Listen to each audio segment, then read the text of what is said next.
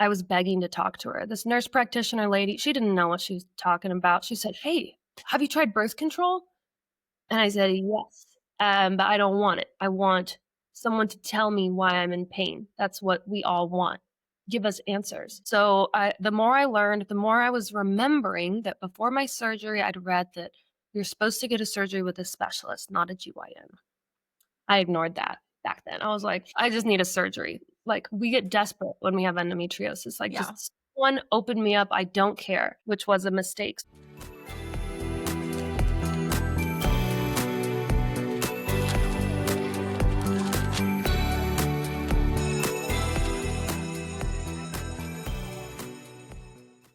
What's up, ladies? Welcome to the Health Class She Deserves, the show where we ditch outdated women's health myths and talk real bodies, real cycles, and real stories. I am your host, Autumn Payon, and today we have another installment of Her Story, a series where I speak to people like you about your experience with chronic pain, chronic illness, medical gaslighting, mental health, and more. Because the main purpose of this platform is to empower women, and I can't think of a better way to do that than to amplify your voices. If you're interested in sharing your story, check out the link in the show notes to fill out the form, and we'll reach out if it's a good fit. Today, we are joined by Deborah Stark. Deb works in operations management for a commercial real estate firm by day, and in her free time is a local outlaw country musician in Spokane, Washington, performing under the stage name Deb the Wolf.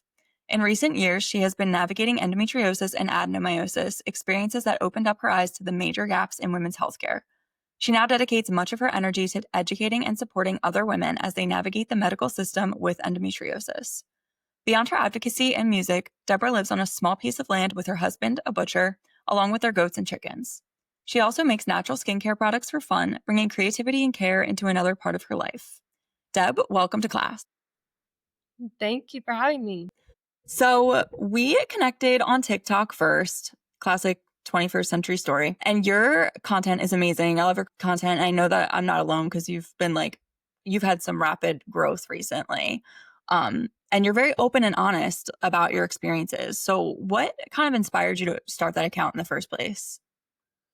Yeah, I was getting this surgery, and endometriosis is a lonely disease. It's not talked about too much. I could tell that people around me get a bit uncomfortable when I'm talking about it because A, they can't relate, and B, it's a very private disease. You've got involvement with your vagina, your butthole, your reproductive system, talking about your poop symptoms and your pee symptoms. It's just a little bit taboo to talk about in a public setting. So I started the account because I was feeling alone and I wanted to just like say everything I was thinking, but people don't really want to hear it. They say they do. And I know that there's like support in the hearts of my friends and family, but you just don't know until you know. Mm-hmm. Yeah, absolutely. And I think that stigma around it is such a key part as to why there's a lot of reasons we don't have more information about it, but that's a big one, is the stigma around women's health, women's bodies, the whole like girls don't poop thing. And so you have a woman talking about her butthole on the internet. Yeah, that people are like, there's like that stigma around it. So let's talk more about your journey to getting a diagnosis, because it like wasn't an easy one, right? Mm-hmm. Can you walk Yeah. us through that? Absolutely. It's funny because if you would have asked me 5 years ago if I had symptoms of endometriosis, first I'd say, what's endometriosis? But I never really thought anything was wrong with my body, but there were these like signs. I had really terrible lower back pain when I had my period. My periods were never that heavy, so I never thought, oh, I have a period disease, which endo is not. And I've always had this just like puffed out lower tummy that got kind of painful when I ate, but I just kind of thought everyone lived that way. And I've been on hormonal birth control for probably from the time I was 15 to the time I was 30-ish. Those last few years, I started having pain while I was having sex, pain while I was going pee. I just had this like deep pain in my pelvis that I thought it was a UTI. Like I had gone to urgent care for antibiotics treated for UTI, yeast infection, bacterial vaginosis, all the easy ones. and none of the treatments did anything. And I kept having this nagging feeling like, I'm taking this pill for my entire life. How would I feel if I wasn't taking it? And so I stopped. And within a couple of months, I got so sick. The swelling in my belly just got insane, and the pain while I was ovulating before my period, like I could go through a fat list of symptoms, just weird Mm. were happening in my body, and I was freaking out. I went to my primary doctor. Just I skipped work. I'm just crying, and I'm like, "Hey, something's wrong with me." She gave me an ultrasound and said, "Oh, you've got a ovarian cyst. It's golf ball size, like." It'll go away, you're fine. So I kept going to her. She told me to find a GYN, which I didn't have one, so I searched the entire world for a GYN near me that could see me sooner than 4 months away, because I didn't feel like I Mm. could survive for 4 months, which is kind of funny now because I had to survive a lot longer than 4 months. I found my GYN, and I had a series of appointments with her. Her words were that I was a mystery case and that these cysts were not supposed to be causing me this much pain, because women have cysts every month. They got big, they got huge. And I just walked around like with this like grapefruit sized cysts in me, going to work, My doing my God. I didn't know when it was gonna end, to a point you made on one of your last videos. So this went on for maybe a year, and then I'm a deep research mode kind of gal. So I got onto Reddit, I started looking around, figuring out what was going on. I said, okay, I got endometriosis. And I took that to my GYN, and she said, "Oh yeah, I know all about that." Which that should have been a red flag for me. I should have been like, Mm. why didn't you think of that? So she wanted to give me birth control. Every appointment I was on from this point, like back, they wanted me to go on birth control. And I said, why? I always ask why. What's the science behind that? And they just said, Mm. if you don't ovulate, you'll feel better. And I said, "Okay, so how long do you want me to take it? For the rest of my life until menopause?" It didn't sit right with me. I'm generally pro birth control, or I always have been, so I don't wanna put a stigma out there that it's bad, Right. but, it's not a proper replacement for a diagnosis or treatment, a Band-Aid that is, "Hey, you're a woman, you're in pain, birth control will make you go away." I finally convinced her to give me a surgery. And the only way I was able to get the insurance company to approve this surgery, because the insurance company wanted me to try literally every birth control under the sun. As you know, it'll take 6 months on one birth control. You lose your My mind a God. little bit those first few months. 6 months, 6 Yeah. months. It's a big reason it takes 7 to 9 years to diagnose. And I was looking at the stores online and said, "I ain't doing that." So, what I did is I found a loophole, and I've known for a while that I didn't wanna have children, and I'd remembered when I'd read about my doctor that she was very pro sterilizing women who didn't wanna have kids, which was great. So I went to her and I said, "I'd like to be sterilized," and the insurance company would cover that. And I said, "While you're in there, can you look for endometriosis?" And that's what we did. So she went in, did the surgery. I was terrified they weren't gonna find anything, and I woke up and she said that there was a small bit of endometriosis on one of my uterosacral ligaments that hold up your uterus, and another small spot on my abdominal wall. And I was like, "That's weird. I would have expected there to be a lot more," but I'd read that people's pain levels can vary no matter how severe the disease is. So I accepted that answer. I was happy. I got my diagnosis. It takes years for most. In my head, I said, "I got an A plus in endometriosis because I got the diagnosis in it." They're like, "Oh, Deb." Um, didn't end up being the end of the story. Gave it some time, and within a few months, I said, "Okay, I should feel better by now," but I don't. I'm feeling worse and worse. Message the doctor, "Hey, this didn't work. This didn't work. Like, I need more help." At some point, she had said before my surgery that if this doesn't work, we'll try a hysterectomy, which I have a lot of thoughts on that. I did actually end up Mm. with a hysterectomy, but we'll talk about that later. Um, Yeah. so she kept sending me to this nurse practitioner. To this day, I have not spoken to my surgeon from that surgery in September 2024. I was begging to talk to her. This nurse practitioner lady, she didn't know what she was talking about. She said, "Hey, have you tried birth control?" And I said, "Yes, but I don't want it. I want someone to tell me why I'm in pain. That's what we all want." give us answers. So I went on this kind of loop with her for about a year. And then I realized, what's the definition of insanity? Trying the same thing over and Mhm. over, not getting results. So the more I learned, the more I was remembering that before my surgery, I'd read that you're supposed to get a surgery with a specialist, not a GYN. I ignored that back then. I was like, I just need a surgery. Like, we get desperate when we have endometriosis. Like, Yeah. just one open me up. I don't care, which was a mistake. So I found this specialist, Dr. Adam Duke, in Post Falls, Idaho. And I just found glowing reviews on him. I saw that he had traveled across the country and done these talks on YouTube. Like, this was the guy in the Northwest to go to if you have endometriosis. So I made an appointment with him. I had to wait a few months for that. I brought the photos from my first surgery to him. And I did this like really fancy printout of like, here's my medications, here's my symptoms, and they're cyclical. And I came prepared. I'm an operations gal. Um, he looked at my symptoms. He said, okay, this is textbook endo and adenomyosis.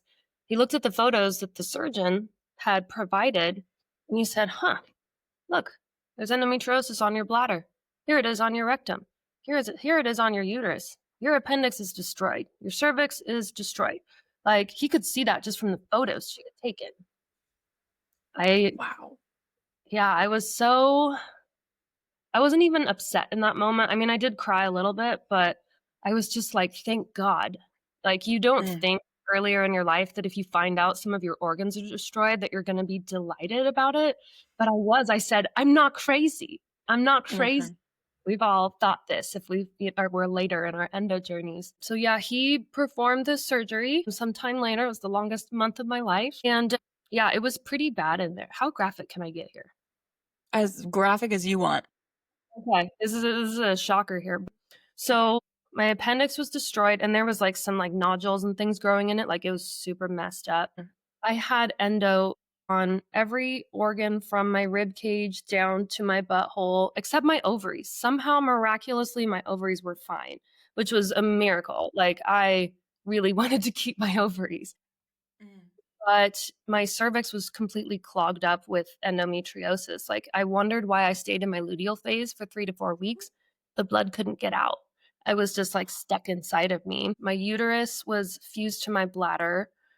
My uterus was also fused to my rectum. I had multiple adhesions throughout my intestines. My vagina and my butthole were literally glued together with endometriosis, which also started to make sense. They literally Mm. had to skin the entire inside of my abdomen and pelvis all the way down to my butthole to remove all of the disease. My ureters that take pee from your kidneys down to your bladder were glued to the sides. Like, it was a mess. Yeah.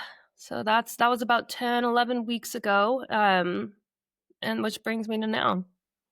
Wow. Wow. That's like the fact that the first like OBGYN didn't first of all, the fact that she agreed to operate on you in the first place, because I think that's one of the things that I try to be careful of is like, I never want it to feel like I'm shaming any, like when I'm trying to educate about what surgery you need to be getting, I never want to feel like I'm shaming anybody who has gotten the wrong surgery because it's not your fault. The medical professional, the person that you're paying a shit ton of money to and that went through over a decade of medical school should be able to know whether or not they're qualified to operate on you. And Mhm. if they operate when they are not qualified on God, what, an ego trip, just plain ignorance, I don't care what it is. I don't care if it's a completely innocent mistake. That's not okay when you have the scalpel, when you have the power. Mhm. And the fact that she got that far, that she opened you up and didn't immediately close you back up and go, whoops, I made a big mistake. I need to send you to somebody who's more qualified to do this is insane because you hear stories of people saying like getting, surgeries from unqualified surgeons and their endo is significantly less advanced than yours was and the surgeon simply doesn't see it. And then Mhm. somebody else goes in later and goes, yeah, it was really tough to see. Like I'm so grateful for my team because when I was looking at the photos on mine, it's not like I didn't have those big chocolate cysts. Like mine was a very like translucent, kind of yellowy, but Mhm. like impossible. I couldn't tell you where it was if they didn't point it out to me. So, wow, that is crazy. I think you bring up a lot of really good points too, with the fact that in the beginning of your story, like I really related to when you said you went to your doctor and said, "Hey, I've done some research. What about endometriosis?" And she was like, "Oh, yeah." Like, no doctor ever said to me, "You might have endometriosis." I was Mhm. the one that had to bring it to them. And then it was the same thing where it was like, "Oh, yeah, definitely. Like, you do present with a lot of those symptoms. Like, that could be it." And I'm like, why was I the one that had to come tell you? And then following that, of course, it was always every single appointment I went to since I was 13, since I got my first period, every single pediatrician appointment, just general like GP appointment, gynecology appointment, every single one, they've always offered me hormonal birth control.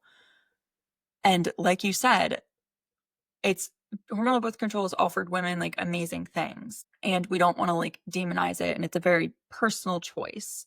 And if you have all the data and the facts and you decide that the benefits outweigh like the cons and that it works for you, that's an amazing, like empowered choice. The Mhm. problem is this lack of informed consent around it. And when we have a young, in my case, I was 13, like a 13-year-old girl coming in and being like, "Hey, I got my period and like no one told me that I was literally going to want to cut myself open and take my uterus out myself. Like I'm in that much pain. I can't do anything. I'm throwing up.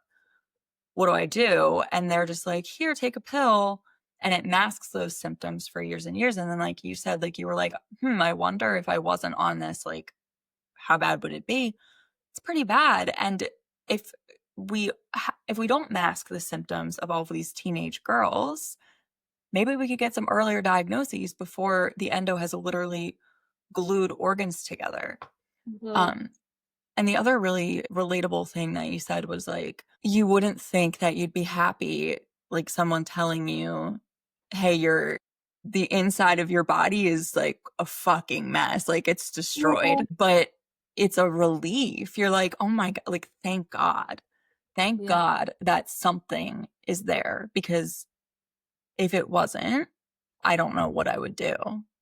This moment sticks out in my brain when I was doing my initial research and I started to suspect endometriosis. And Reddit was my tool of choice at that time. And I was reading these stories, woman after woman, thousands, millions. I don't know how many stories I read. I was obsessed, where they talked about being in pain for 8 years, 20 years, 30 years with no answers.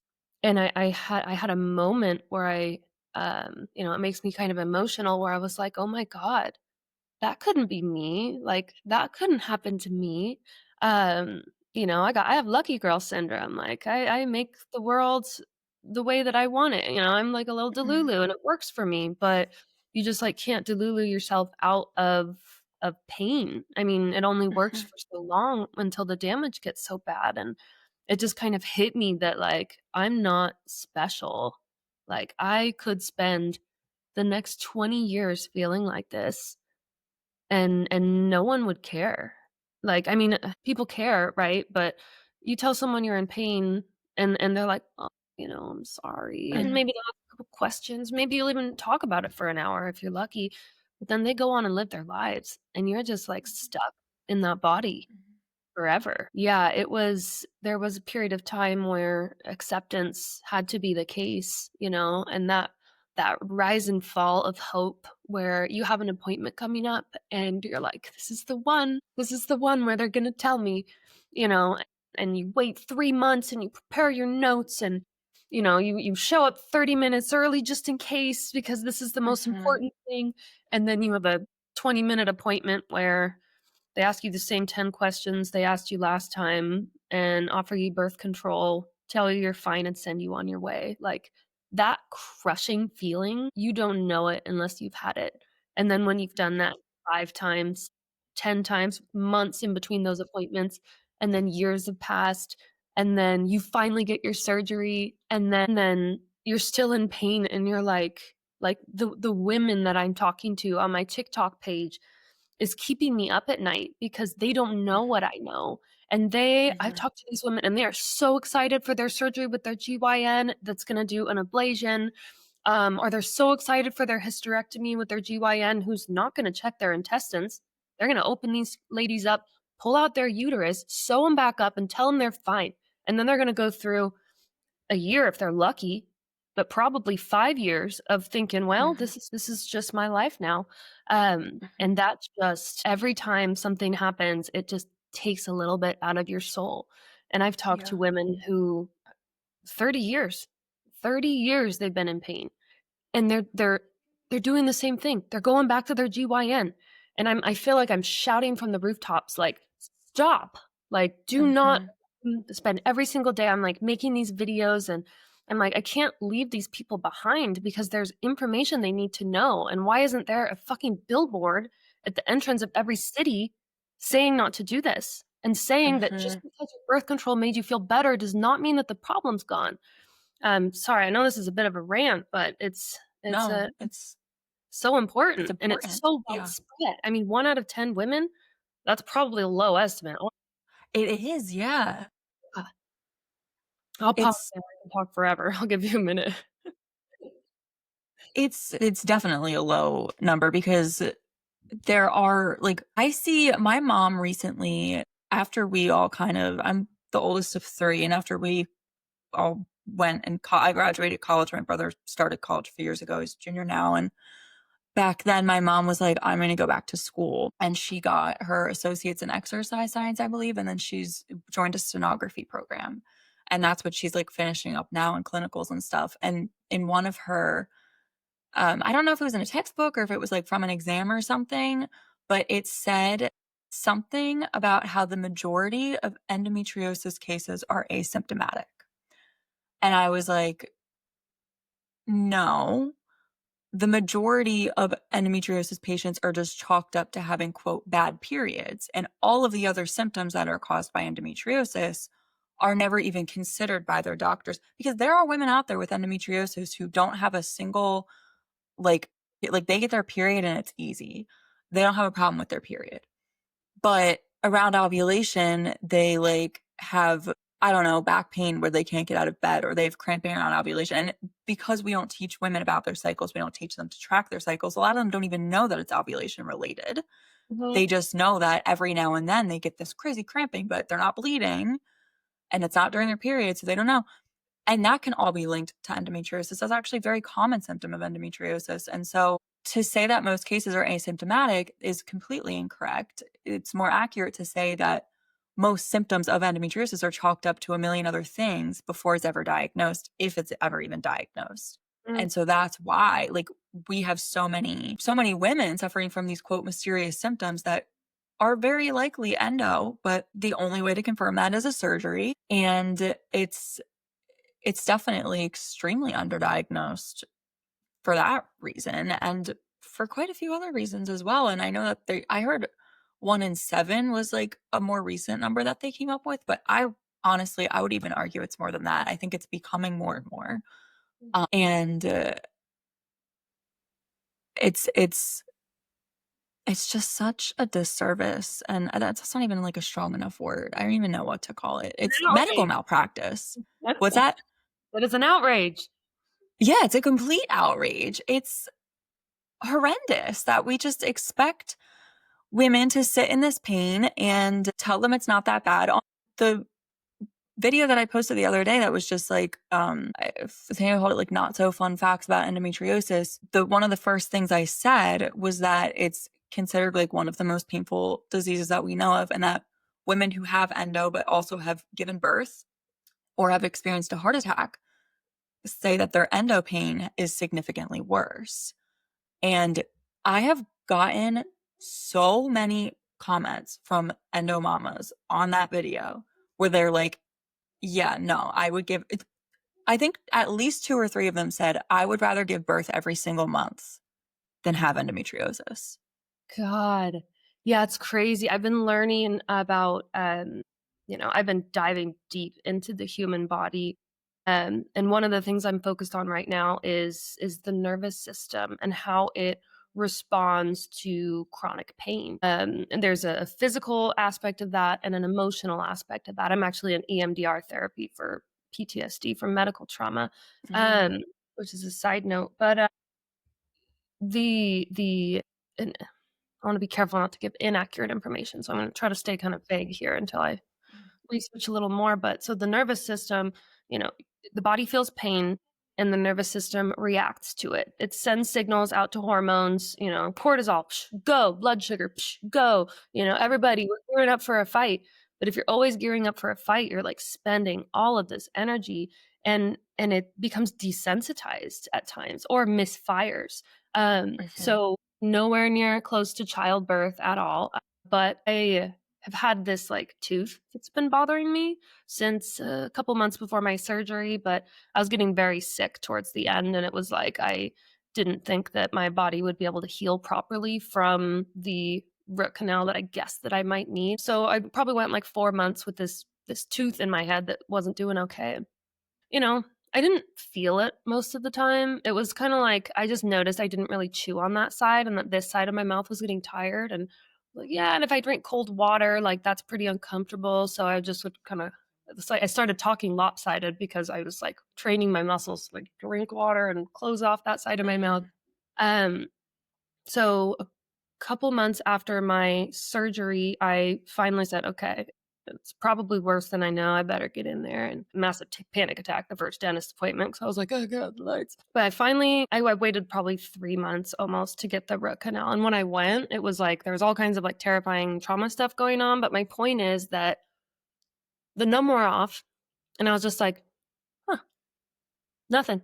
Couldn't feel a thing," which I've had root canals in the past, and it's like, you're swollen, you're sore for days, and I'm like, "It feels a lot better." Like, nothing. It was just like it never happened, like, 4 hours Mhm. later.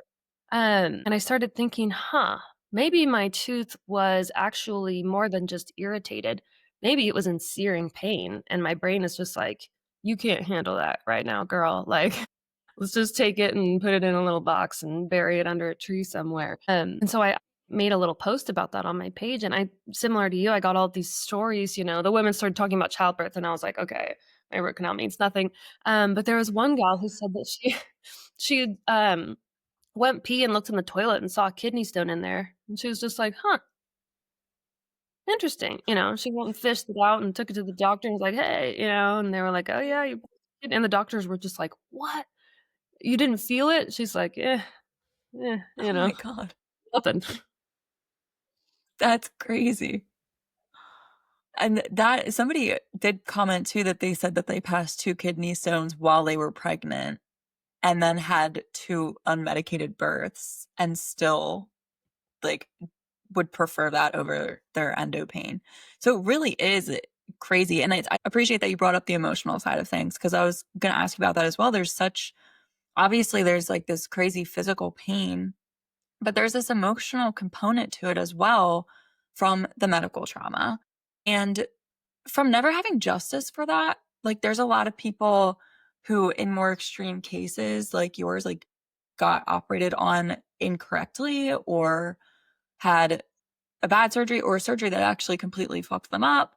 Or like one of my good friends from high school who I want to have on for an interview sometime, she was like had a cyst that burst that was super obvious it was about to burst when she went to the hospital for this pain. And she has endo and she has like a crazy high pain tolerance. And they just kind of sent her home. It almost rendered her completely infertile. Thankfully, they were able to have an IVF baby. But she talked to a law firm and was like, what can I do about this? Because this was straight up medical malpractice. And they were like, yeah, since you were able to get pregnant, it's probably not really going to go anywhere. It'll probably just be a waste of your time. And a lot of women are told that. So there's never any justice to the bad doctors. There's never any like apology. Like we're never going to get an apology for anything for the things we have had to go through. And then just all the years of being in pain and not having a diagnosis, like all of these things create such an emotional pain as well. That's very difficult to overcome. And I love how you're looking into like the nervous system and stuff as well. Cause my bachelor's degree is in neuroscience. So Okay. I love all things nervous system and like learning about it. So I'd love for you to talk a little bit about your emotional journey as well and some things as you've been going down the kind of nervous system regulation, like what you have been doing to help regulate your nervous system and if you've noticed any effect in your Sure. recovery. Yeah, yeah. I've been a master of disassociation through most of my life. Mhm. It's gotten me through some challenging times. So it's been interesting because for the first time in my life, like I couldn't disassociate myself out of this or like, you know, mind over matter, like doesn't matter when your butthole is glued to your vagina. So it's like Mhm. so I started off, and I could block off the pain. I'd work a hard day at work. I would go play a show because I was just like, I don't know when this is going to end. I'm going to continue to live my life. I have Mhm. people that depend on me, and I told them I'm in pain, but I didn't want to overplay it because it's not their deal, Mhm. and so, it's like my phone's always blowing up. People need something from me. People want me to play a show, you know, uh, want me to take on a new project at work. And it was like, go, go, go. And I was like, yeah, I can do it. In the last month before my surgery, especially once I found out what was going on inside my body, like that was a turning point. But it was just like, I can't keep living like this. Like, I can't keep saying yes to shows, and I can't keep, you know, taking people to places they need to go because they don't have a car, and I can't keep helping people move, and I can't do this Mhm. anymore. And that, like, You have to kind put of yourself first. yeah, it was good. Like, I needed to be broken in that way because I've always given too much of myself, and prided myself Mhm. on that. But this was a fundamental shift for me because I reached a point where I couldn't. I really couldn't. And so it broke me. It made me it to everything I knew kind of it tore it down, and I'm like, who am I if I'm not this kind of like people pleasing, like working harder than the next guy, like business professional bitch, there was like this kind of identity crisis that's kind of popped up, and measuring myself worth with my productivity, and no longer feeling like I can be productive because my brain's just not working, let alone my body. And so with all of that going on, and with that kind of rise and float I talked about of like you got your appointment, and then it's like it's terrible. Little bits of your soul kind of get taken away, and like I feel like the light was just like slowly leaving my eyes. And then when I found out how badly my first surgeon had messed up, anger popped up, which I'm not a very angry person, but I just thought, how could she? I kept thinking that B word, which I'm not a fan of the B word. I'll say fuck all day long, but um Right. but so I've got this anger, I've got like the light leaving my eyes, and then I've got this surgery. And when the surgery came, I remember I told my boss at work, I said, I've been holding it together for years and I can feel my mask slipping. Said, "Once I get this surgery, I'm going into rest mode, like, I'm letting it all go, and if the world burns down without me at work or otherwise, like, so be it. I'm finally gonna take my rest." And, the surgery itself, I got through it, but it's weird because my I felt this, like, emotional numbness and disassociation for the first few weeks after my surgery, and the way that I Mhm. deal with things is I'm like, disassociate. There's a wall that needs to be Mhm. painted, or like, I'm gonna build a garden, or I'm going to like build a training manual. So what I did is I decided I was gonna come up with a 5-year career plan, and I was gonna center it around women's health, and I was going to, I had this like 18-step program that I was designing for myself to like get where I wanted to go in my career and blah blah blah. And I was gonna start kick off my skincare line because I've always wanted to, and YOLO, and I'm gonna write a book. I was reading all these like I had this stack of textbooks with stickies in them, and I'm like writing this book. And I started to kind of like have these panic attacks. And, at some point my husband was like, "Hey, have you considered trying to relax?" And I was like, "What? That's not in my DNA." So he had me start to play Stardew Valley. And so I was like, "Okay, I'm going to play this. It's calm music, and you're building your farm and breaking Mhm. rocks. And then I was like, I need to maximize my efficiency in Stardew Valley. and I'm going to have the best farm that anyone has ever had. And I'm like, then I'm getting stressed out because my husband's gonna come home and I haven't finished doing, you know, and so I'm like, you know, I was like, I don't know how to relax and I don't know how to like face what just happened to me. Like I don't know if I can like I say the words, I have my script and I say, "Oh, these are all the organs I operated on and this is my story." And but I called in the help of a therapist, EMDR therapist that my PT actually turned me on to. Um, and so I started kind of talking to her through all of this. And she, in a nutshell, she's kind of like, you've developed some coping mechanisms when you were a child that are helping you to survive, but you need to like learn how to connect in your brain what makes you the way that you are and like genuinely face the experience that you just had. Because I was having freakouts at the dentist. I went to get a massage and it was like a fucking torture chamber. I booked an all day spa day for myself. This was just last week. And like they were like dry brushing me and scrubbing me and wrapping me up in this cocoon, and I'm like, panicking. I'm just like, I can't handle this. Like, get me the fuck out of here. Disassociate on my way through it. So some tools that she has helped me with, and my PT's like crazy helpful with this too. I think my favorite tip from the EMDR gal was she said find a guide for yourself, like a spirit animal or a spirit person, not a real person. And I was like, Deb the wolf, like obviously it's a wolf. And she had me do these like visualizing exercises that I needed to like go to this place when I was in a panic attack and like seek the help of this like spirit guide. And I like to think of this wolf and it's like in the forest, and it's looking back at me and it's like this stronger version of myself that knows I can get through whatever I need to like face. And like in my mind, the wolf is saying like, come on, keep going. Like, come on, we got this. So that's been the biggest help. My last dentist appointment, and I have my tiger's eye rock that I hold for strength, and I'm imagining my wolf. My primary did give me like an anxiety pill, like a beta blocker or something, which I didn't want to Mm. take, but once in a while I do pop one of those. Oh. I've got breathing exercises, trying to implement a morning routine because I'll just obsessively respond to TikTok comments. But I won't lie, I'm still figuring it out. Like I'm have a really hard time with happy mediums. So, like 2 days ago, I was like super traumatized from my last dentist appointment and my massage. And then I had an EMDR session where she like was having me process things. And so I was just like, I need to finish my website. So I probably spent like 20 hours in the past 2 days finishing my website. Mhm. And then I'm like, I finished my website. Like I'm on like the high heavens right now because I finished my Yeah. website. And so that's how I get by. It's not perfect. I've got a lot to figure out, but this is like messed me up pretty bad. Mhm. Mhm.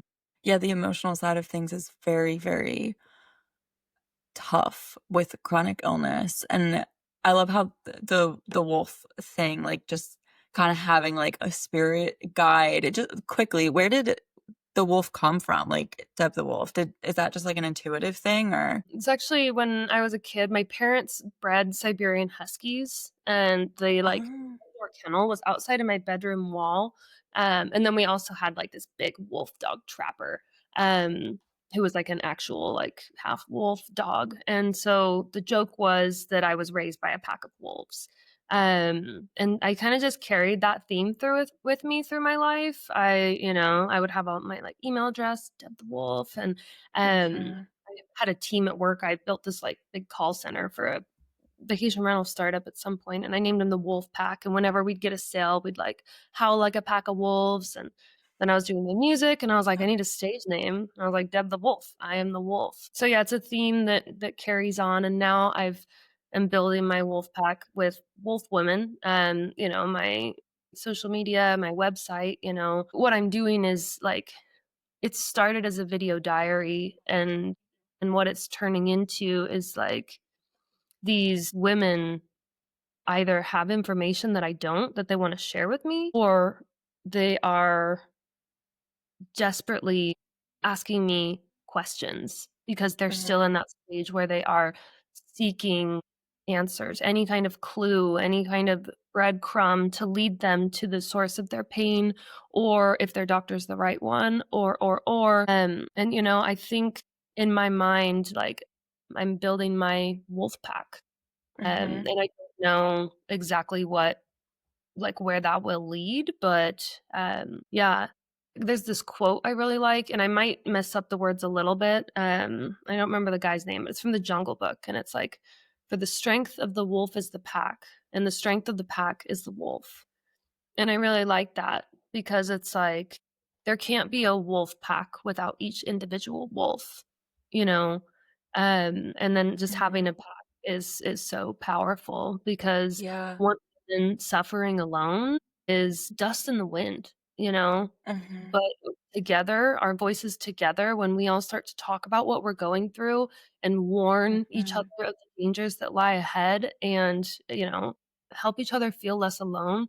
I probably get 10 messages a day saying, "Thank you for making me feel less alone." They say, "Thank you for being Yeah. brave." And, like, when I Yeah. first saw that, I was like, "Brave?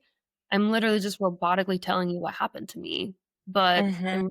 realizing that not everyone feels comfortable talking about what happened to them because it's Yeah. traumatic. And it's, Mhm. how can you, when you've been through everything someone like I have, how can you get across just how deeply it's impacted you? Like, I think one of Mhm. all of our deepest fears is that we'll tell our story and people won't think it was that bad, you know? Yeah. Yeah. That is a big fear for a lot of us, and also, like, because my endo is stage 1, and I feel like it just sounds so, like, inconsequential, and I'm like, "Okay, but no, some people have stage 4 and they don't feel it at all, and Mhm. other people have stage 1 and never have a day's relief."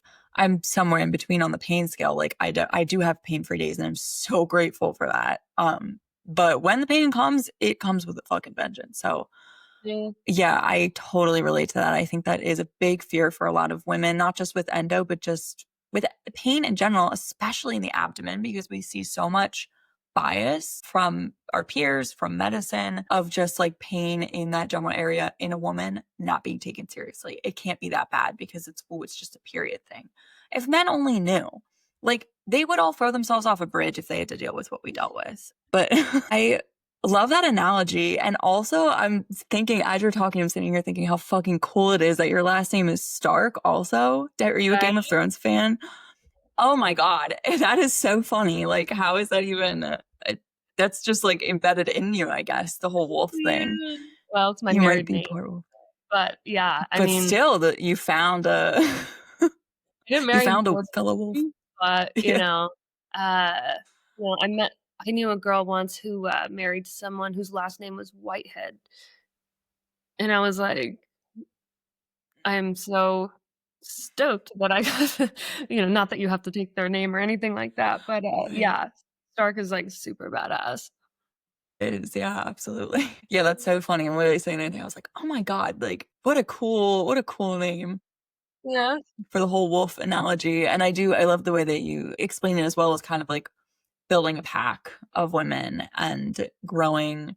I mean, here on this podcast, we have the classroom analogy, so hopefully we have some wolves in class today as well. I would love to know what your advice is because you're talking about all of these women that like reach out to you and are like, "You're so brave," or women who are like excited for their surgery, but on the other side of things, like, I don't think they're getting the correct surgery. Like, this could end up worse for them. What is your advice to any woman listening who is either in the early stages of trying to get an endo diagnosis or has practically given up? Like, I get that comment a lot too, of like, I don't know what to do anymore. I'm just going to give up. What's your advice to women who are in similar situations? That question you're asking is the entire reason I made my website, and I will answer the question, but to Hmm. preface it, I was starting to get these repeat questions over and over. And then I was like, go back to my video from September 18th about hysterectomies not curing endometriosis, and then it's like, go back and then go watch the video from like October 1st. And it was like, I'm an operations gal. So I'm like, okay, let's make this cohesive. Mhm. And so yesterday's video I made on TikTok was an overview of what to do if you think you have endometriosis. And so I'm going to kind of revisit some of that content. And the first thing is build out your care team. Your gynecologist cannot handle this alone. And they might think that they can.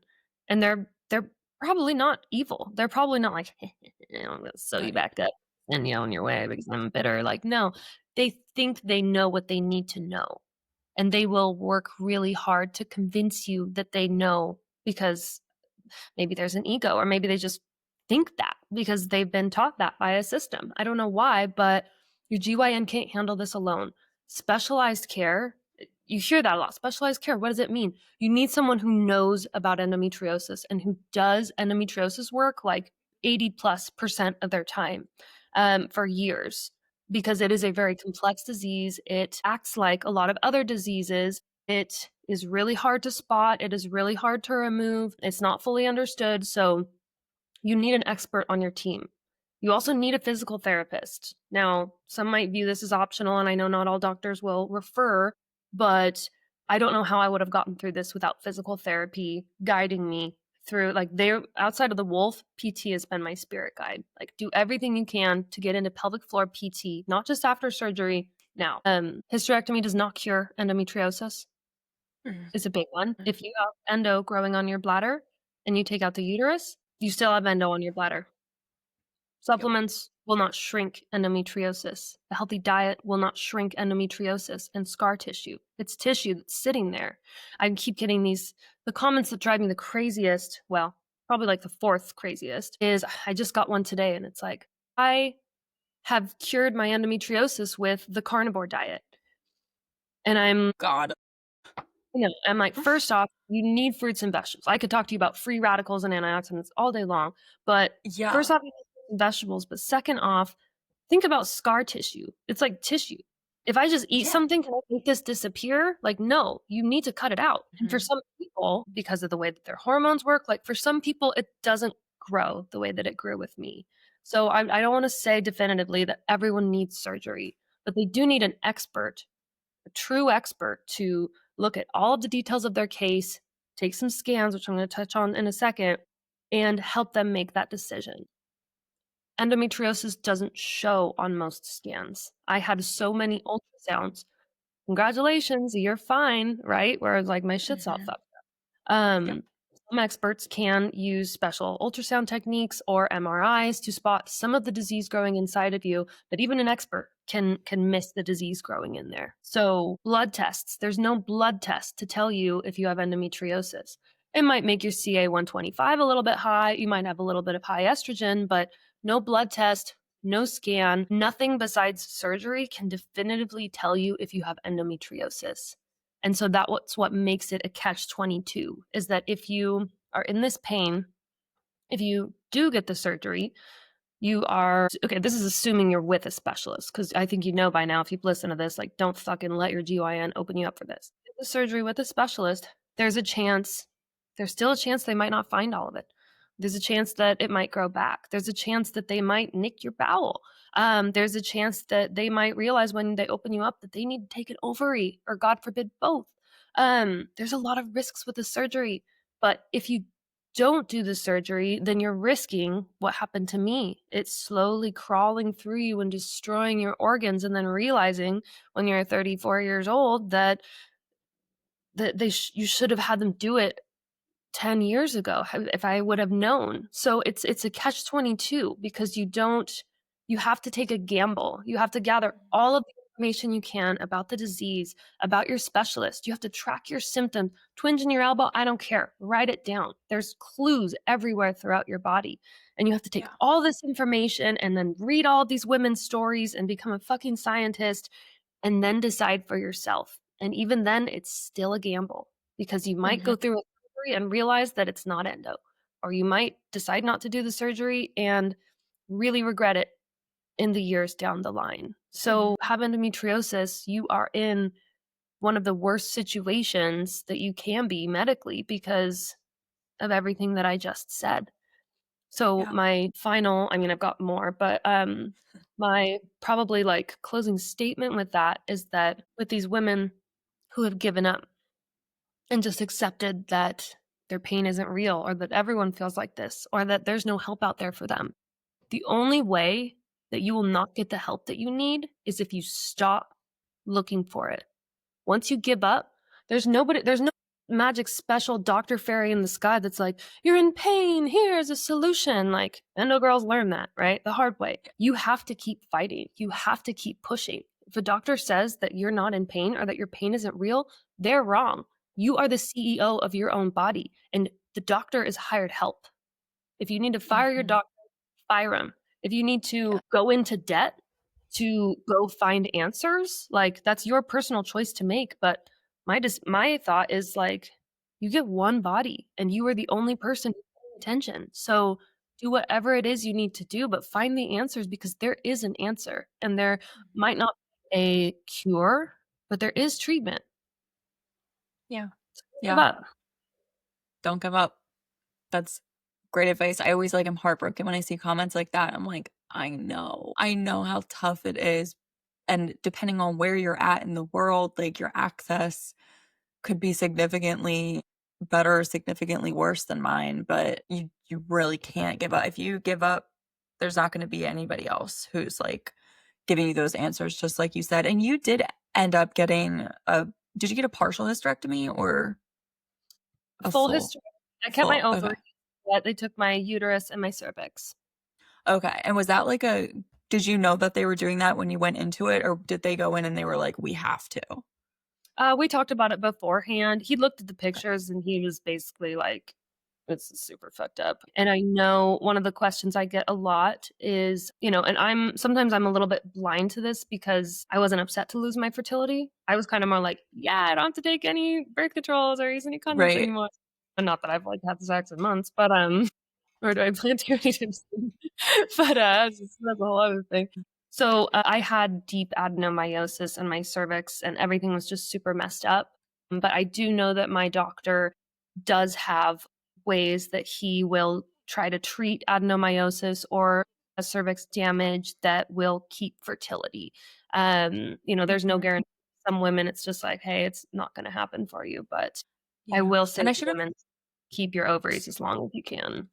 oh my god, yeah, absolutely. Well, there's a lot of, like, disease risk that goes up like crazy once the ovaries come out, and also, I'm so as many issues as I have with, like, as much pain comes along with my period and everything, like, I love cycling. It would be so boring to be a man, and I have no interest until naturally it happens with menopause. I want to keep my cycle as long as possible, which is also why I personally won't go the hormone route unless it gets so bad I literally can't deal anymore.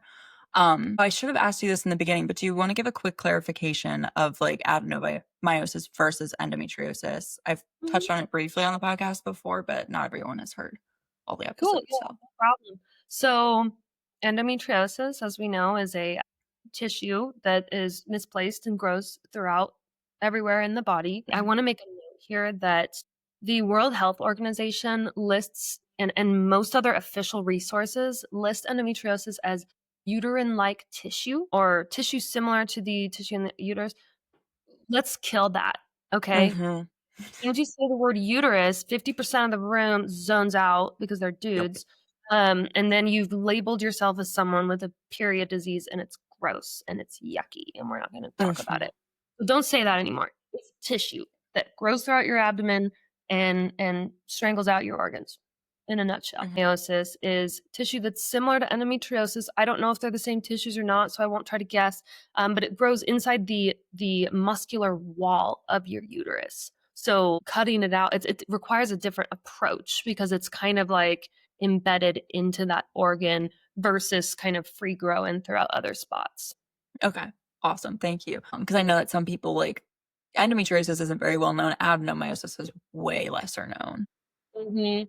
So, yeah, I think that some people probably are like, "Wait, you're throwing another one in the mix here? What is that?" They are Not the same thing, but they do cause very similar symptoms. And a lot of times they go hand in hand. Mhm. Okay, well, we're coming to the end here. I want to do some rapid fire questions just to close us out a little more lighthearted. What is the craziest myth you've ever heard about endometriosis? God, I've heard so many crazy myths. This probably isn't the craziest. I'll probably think of a better one later, but I talked to a 22-year-old woman yesterday who said their doctor told them that they're too young to have endometriosis, which is Oh, insane. You can have I it hate as a that. child. Yeah, I hate that one. I've heard people Mm, say that before. I'm like, that's insane. mhm. Um, okay, what's the most like out of pocket thing somebody has ever commented on one of your videos? There was this guy, I feel bad. I made a response video to this guy, but he kept messaging or he kept commenting. Um, and when I like did this, like I was a broken human, and I was like, this is what just happened in my surgery. And I was like kind of processing it. And that actually went kind of viral. I have like a lot of attention on that video. It's pinned on my page. And he said, so she can never have sex. I And I'm saw like, your response. "What?" I saw you commented on it. And he, at first I was like, "Oh, this is just a little young lad who like," and I was like, "Oh, no, I actually still do have a vagina, blah, blah, blah." And then he's like responding back, "But you said," and I'm like, it kind of hit me where I was like, "You are one of the only dudes in this comment section." This was an extremely emotional post about me surviving this through the skin of my teeth, and you want to know if I'm able to have sex. Like, that is number 300 on a list of horrifying things I have to worry about right now. Like, Mhm.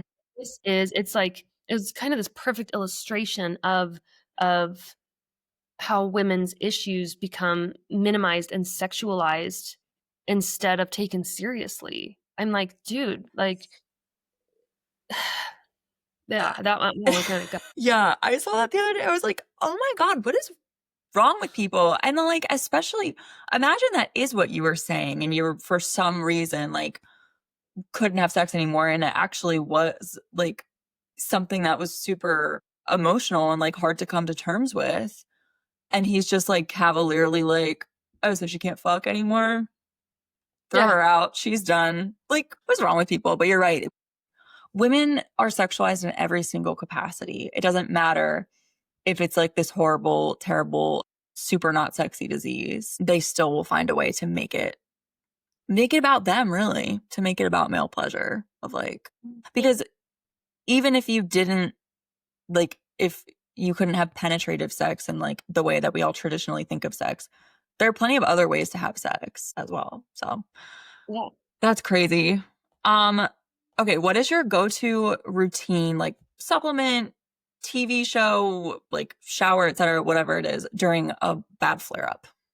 Oh my god. I have us endo veterans have routines, dude. But so Yeah. my favorite routine, I have a lot, but is my nighttime routine. And if I'm in like the worst flare ever, sometimes I'll just skip it and lie down. Mm, But assuming that I can like still move, I first I do my lymphatic drainage, which is really just like kind of waking up the nodes and get the system moving. I stretch every morning and I stretch every night, stretch out my hips. I turn on my salt lamp. I've got my diffuser with my fuzzy little rug next to my bed. I've got these like little balls. I massage out my feet because the pelvic floor is connected to the feet through fascial tissue, mhm. so those get pretty sore. I put my handmade lotion all over my hands and feet and do massage. I'll give myself like a tummy massage, breaking up scar tissue. I have a pelvic prop pillow that I'll prop my pelvis up onto to help kind Nice. of blood flow and remove pressure from, the site of my surgery. A lot of deep breathing, but yeah, I got like an hour wind down session every night. Yeah, we do have just routines out the wazoo. And it's like where I'm at in my cycle, what symptoms am I having? How bad are they? Okay, like this routine. It's like the freaking is that Clueless, the movie where she's got like her closet and she's like, what am I gonna wear today? And has the it's like me picking my routine. Yeah. What's the worst place you've ever had a flare up? Mm. God, my husband's parents came to town a few months ago. I don't know, maybe it was 6 months ago. I don't know. Time. They're Mhm. wonderful. Absolutely love them, but I really had tried to make an effort to not make their visit just about me, like, lying in bed rotting. So they Mm. wanted to go to, this, kind of festival, street fair kind of thing that we have going on. And it was, like, 100 degrees outside, and I was actually on day 1 of my period, which usually isn't my worst day, but that one was, there was just the blood loss was just Mm. astronomical. And I was so swollen, it was so terrible. Like, I was just like, I'd put in a tampon, it'd be full. And I'm Mm. like, "No, I'm going to the street fair." And so I had to park, like, 5 blocks away, and and I'm walking, and I'm like, I don't know what the fuck I was thinking. You just push yourself when you have endo because you don't know when it's gonna end, Yes. Yep. and I finally got to them. They were on the opposite side of the festival, and I'm, like, trying to, like, stay upright, and I felt like I was gonna faint, and, they're like, "Let's go to the other end of it and, like, get food," and so I'm, like, walking with them, and we got this food, and we ate it, which I could only eat a few bites, and then they're like, "Let's go get ice Mhm. cream," and then we walk all the way to the other side of the festival, and it's, like, 100 finally, I was just like, "Okay, I think I'm gonna go home," and I was like, "I have 5 blocks to walk to my car," and I just, like, stopped and crouched down and started crying because I was like, "I don't know how I'm gonna get to my car." Um, but by the grace of God, I looked to my left and there was a Lime scooter. And I have I get the app Uh-huh.